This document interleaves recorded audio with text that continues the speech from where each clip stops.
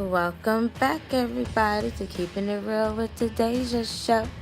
So, I'm just gonna lay back here, and y'all gonna see for yourselves that Donald Trump ain't playing no motherfucking games with y'all. I don't see what is the problem. Y'all motherfuckers act like y'all don't understand English when he be talking to y'all bitches out there. He is telling both sides they are wrong. He's not to say condoning anything. So what the fuck? Well, I'm just gonna lay back and just watch y'all niggas act a fool. Enjoy the clip, my niggas. Billed as a statement on infrastructure, And he said it right. What's the problem? The left and the right, y'all both was fighting. Take blame for your own actions. Doubling down, fury billed as a statement on infrastructure, but turned into one of the most contentious press conferences of Trump's presidency. The president doubling down, furiously defending his decision to wait 48 hours after the violence in Charlottesville to call out the white supremacists by name. Why did you wait so long? Why did it not last long? I didn't wait long. I wanted to make sure, unlike most politicians, that what I said was correct, not make a quick statement. The statement I made on Saturday, the first statement, was a fine statement, but you don't make statements that direct unless you know the fact. It takes a little while to get the facts. 3 days after those hate-fueled protests, the president was back to blaming both sides. You had some very bad people in that group, but you also had people that were very fine people on both sides. Defending those gathered to speak out against the removal of a statue of Robert E. Lee. I've condemned neo-Nazis.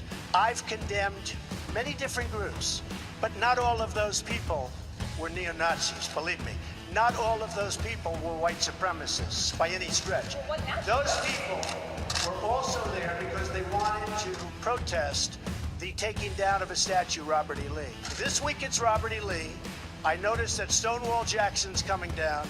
I wonder, is it George Washington next week? And he used a new name to label the counter-protesters. What about the alt-left that came charging at the, as you say, the alt-right? Do they have any semblance of guilt? Let me ask you this. What about the fact that they came charging with clubs in their hands, swinging clubs? Do they have any problem? I think they do. Wait a minute. I'm not finished. Fake news. That was a horrible day. I watched those very closely, much more closely than you people watched it. And you have, you had a group on one side that was bad, and you had a group on the other side that was also very violent. And nobody wants to say that. I asked the president to clarify, is he putting the counter-protesters in the same category as the white supremacists? Mr. President, are you putting what you're calling the alt-left and white supremacists on the same moral plane? I'm not putting anybody on a moral plane. What I'm saying is this. You had a group on one side and you had a group on the other, and they came at each other with clubs, and it was vicious, and it was horrible, and it was a horrible thing to watch. But there is another side. There was a group on this side, you can call them the left, you've just called them the left, that came violently attacking the other group. So you can say what you want, but that's the way it is.